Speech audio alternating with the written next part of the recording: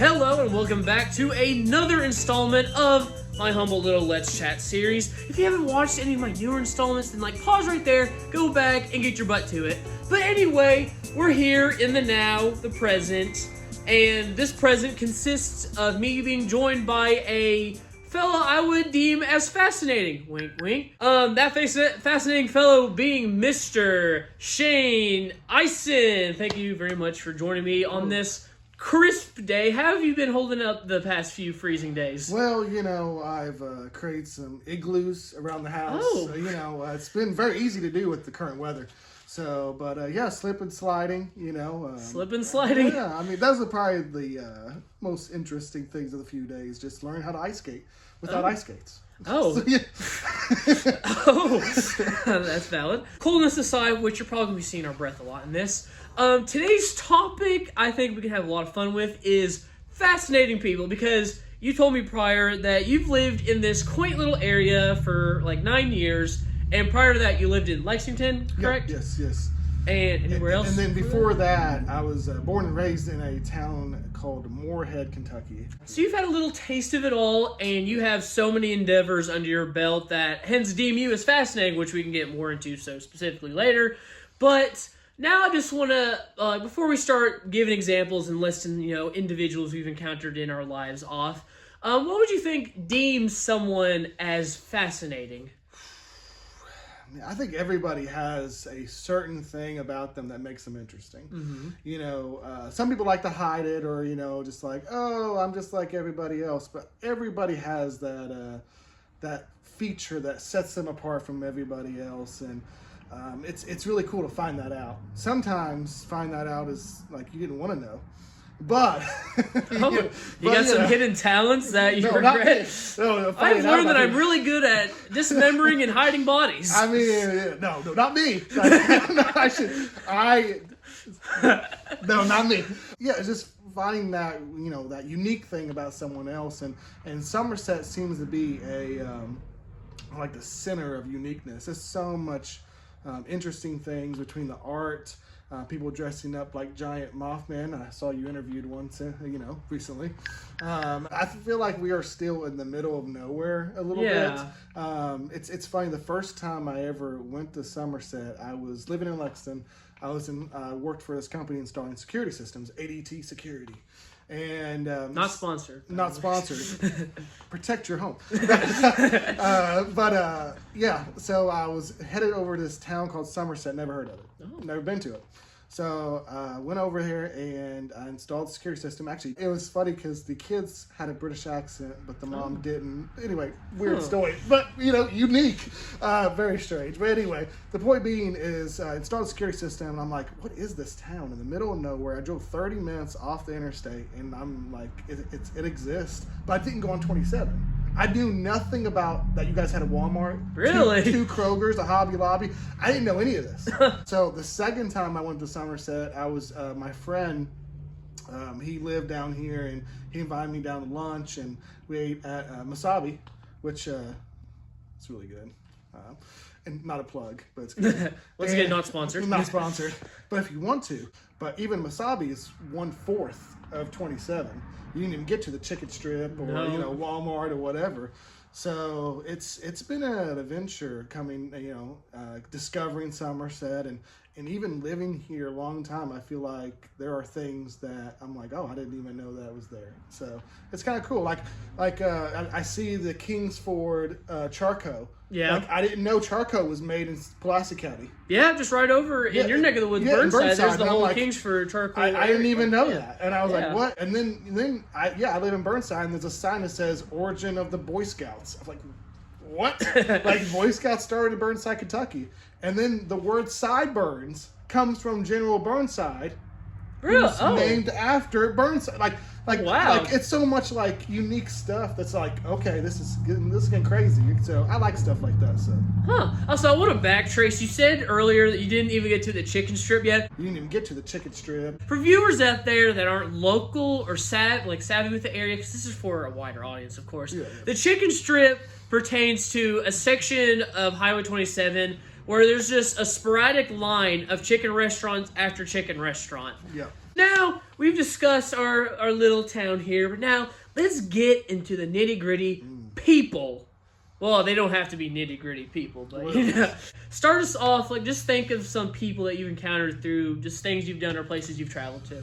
Well, it's no secret that I'm a nerd. I'm literally wearing a 1977 Lord of the Rings shirt. You know, so I mean, I'm a big nerd. So when you're a nerd, you get around nerdy people. Yeah. And you know, I met some really good friends. You've interviewed Joby before. He's a good friend of mine, and met Kyle, who runs the International Paranormal Museum. So I mean, when you're around those people, you start finding all these people. That's how I met Mothman. Mm-hmm. You know, and then I met Jordan, who's got the cosplay stuff going on, and you just, the more you hang around these people, the more you're like, man, so many people got so much unique stuff that you never knew until you actually sit down and have conversations with people.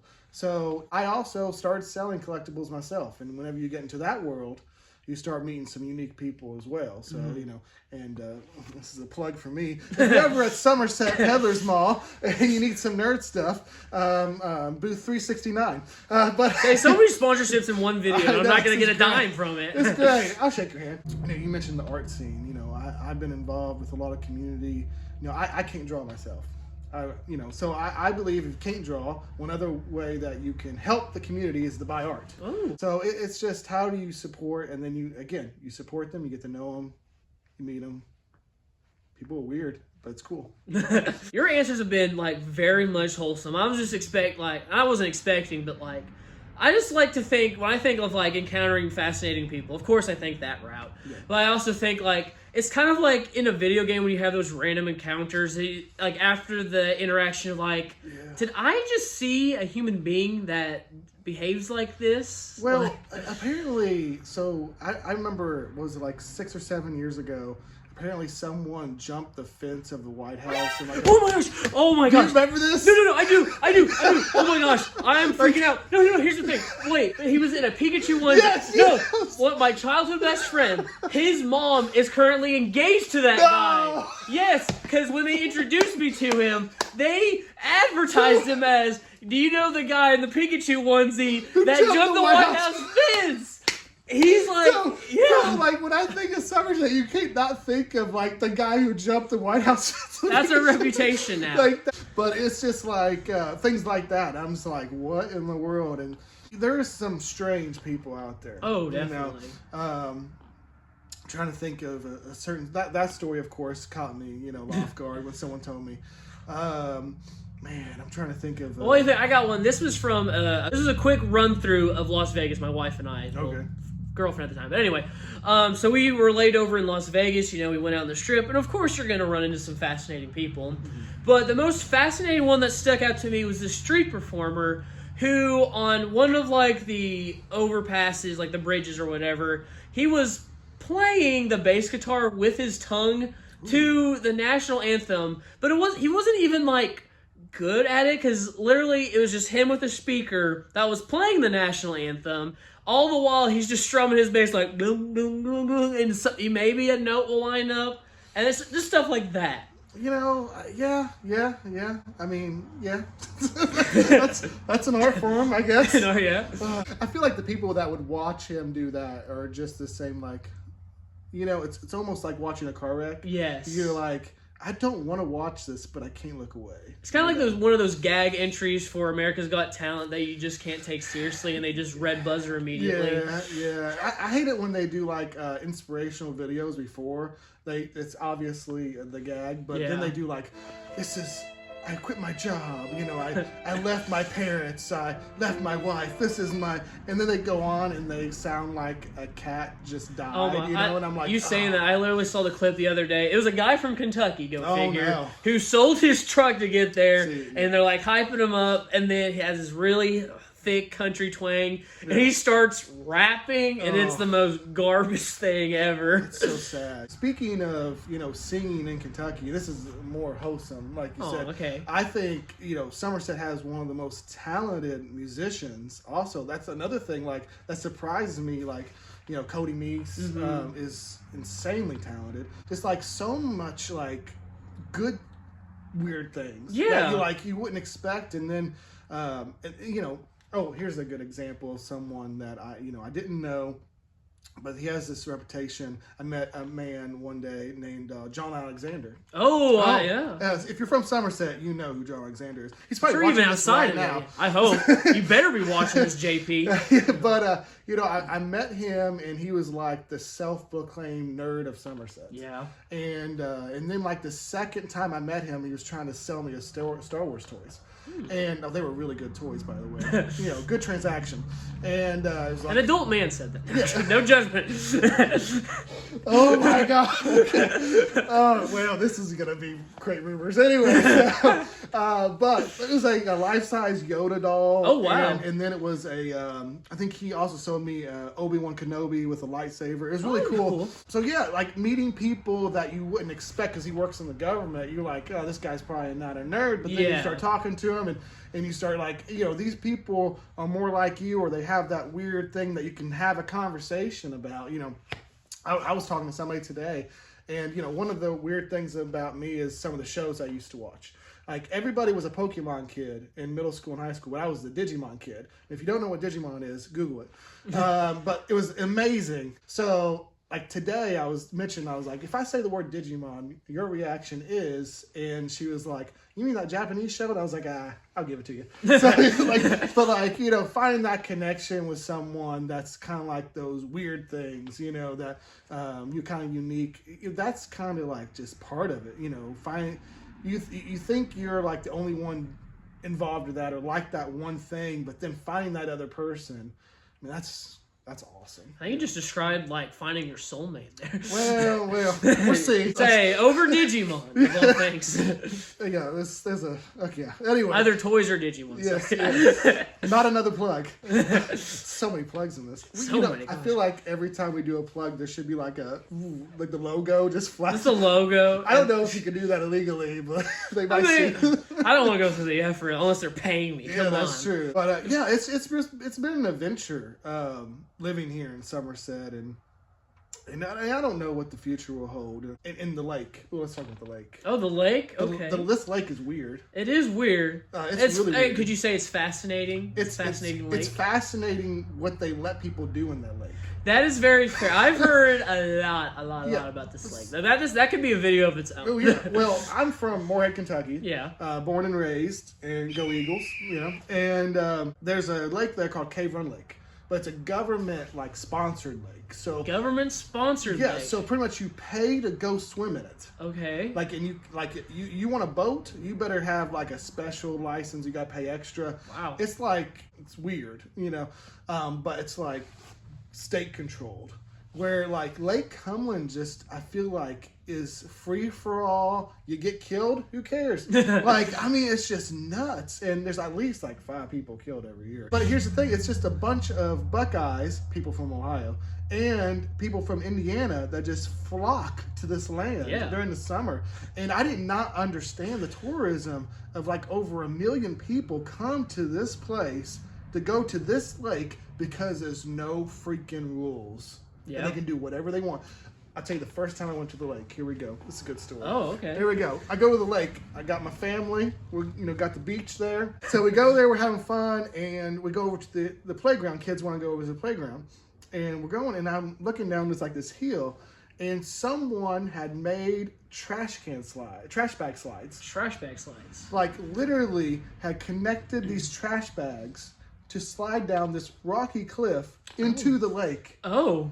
And I'm like, if that doesn't sum up Lake Cumberland, I don't know what does. There's a lot of unsanctioned, because there's old civilizations that are at the bottom of the lake. Yeah. And we had that drought spell several years back, and it was so low to the point, we went to a thing called, that was rumored, the Graveyard Island, that you literally step onto this area as this patch of dry land, and there was literally rotted away coffins and decomposed bone fragment and stone and stuff. And you're swimming in that.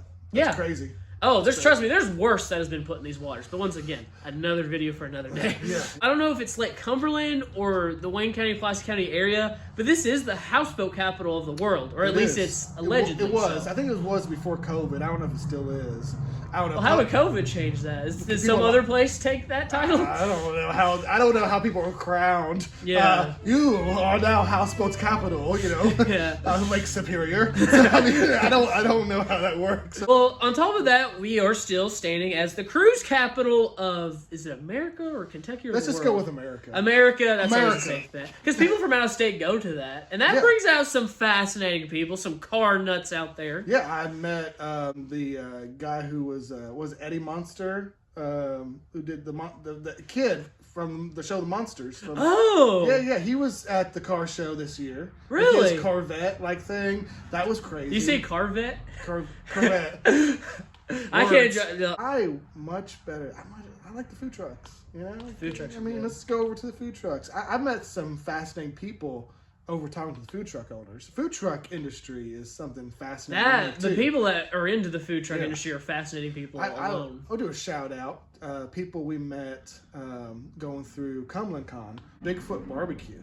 It was really cool people, really fantastic food. Another plug, but it's just you never know who you're gonna meet and like what kind of ideas they have for food and the combinations they put together that just you're like, this cannot taste good, but then it like blows your mind and you're like, okay. And again, goes back to like uniqueness that unites people. So I don't know, it's cool. And a character I want to, because you brought up the Munster fella, a zany, or I guess you could say Zahny character that's been popping up in Somerset lately, Mr. Steve Zahn. Yeah. And I had two opportunities. This irks me because when they were shooting a movie here like last year for, I'm not going to say the name because it's a non-disclosure crap, but I was a part of it as a background. That's cool. And literally as I was walking through the hall, because they shot it at the local Center for Rural Development, as I was just walking through the hall behind like this mom and her daughter, Steve Zahn just comes out from a random doorway and he's just standing right in front of me and he's like talking to this lady that he knows or whatever. Yeah. And then he later comes through and he does like this like nice inspirational like shout out to like thanking everyone for coming and stuff, and then he started doing photos with people, except I didn't get the chance. But then cut to Master Musicians Festival that was held not too long after. He's there again, and I'm literally sitting at a picnic table with my wife just several feet away from him as he's like shooting some, I don't know if it's a documentary or a promotion or what, but he's over there. There were two instances I could have interpersonally met and interacted with a guy, but I didn't. Somerset, like, I think is this, it's an escape. You know, and someone else I learned went to Masters Musicians. Yeah, whatever. Tongue tied there. Yeah. And because I was trying to get him to come to Cumberland Con, and he said he's been to Somerset. I was like, when have you been to Somerset? It was James Madison. And you know, Goofy's kid. Yes, I heard he was around before too. Yeah, in Hocus Pocus. I mostly recognize him from Skyrim, but that's a whole other thing there. Yeah. You never know who's popped out at these local events. Yeah, and then he had the whole, what was it, Lana Del Rey in Prairie County. Yeah, something about just this region of Kentucky just bringing everybody out. Well, I think Kentucky has this uniqueness that to like bring out people that just like want to escape reality. Because I think especially now I've never been a celebrity, so I can't really put myself in their shoes. But I can imagine always being in the paparazzi eyes and never having time to, just be yourself. And then in Kentucky, you move here and you are able to go to a Walmart and not everyone's trying to get your autograph. Yeah. I mean, Tim Allen lives in Danville. Did you know that? I didn't know that. Yeah, Tim Allen owns a house in Danville because he wanted to get away from Hollywood. Well, that's so. I mean, it's just crazy, that actually, I did a funny story when I was doing installing security systems, and when I lived in Lexington, I did installed a security system in a house that he owns a private security firm, and like when I say like something you see out in movies, like drop out a helicopter crap, like it's crazy, and he was talking about how like when they were married, Angelina Jolie and Brad Pitt, when they were married, they were buying a house in Berea. Really? Yeah, Berea, Kentucky, which is a nice town. Yeah, really. Apparently they went there and no one recognized them and they loved it. But they were gonna buy that private security like contract, and he was telling me about it. But then like 2 months later they got divorced, so who knows what happened. But Kentucky just brings in like the unique people. Like it's maybe like a bunch of people in Hollywood got together and they decided, okay, where's gonna be like a place we can just kind of like recoup and vacay at. Yeah. And they threw a dart at a map and it landed in this area of Kentucky, and they're like, okay, sure, we'll all rotate and go Yeah, there. there's not like a lot of crazy stuff that happens here. If you don't That's live, fair. if you don't live in Louisville or Lexington, it's pretty peaceful. Of course, you've got some things here and there, just people being dumb. Yeah, but like, that's everywhere. Yeah, it's everywhere. But for the most part, it's just people wave at you when you pass them on the road. You don't know him, but he just waved at you. Like, that's cool. Yeah. Okay, cool. We're friends now. So I mean, like Kentucky's like that though. So I think that's I love being from Kentucky, and I don't know if I'll live here all my life, but I don't regret being raised here. So And like that, I think that's a very wholesome note to end. I know we could talk about so many more fascinating things, especially about yourself, but I don't know about you. I'm kind of freezing, and I think our time is wrapping up here. But moral of today's episode: if you had a sponsor shouted out in here, my PayPal will be below. Now, in all seriousness, fascinating people, they're everywhere, but I'm sure you'll especially find them here in Kentucky, especially where you least expect it. So thank you again, Mr. Shane, for joining me again on this cool and crisp day. A fascinating show, joined by a fascinating fella. Have a fascinating time, and press the like, comment, subscribe, all those buttons. You would be very fascinating if you did that. And like that, that is a wrap.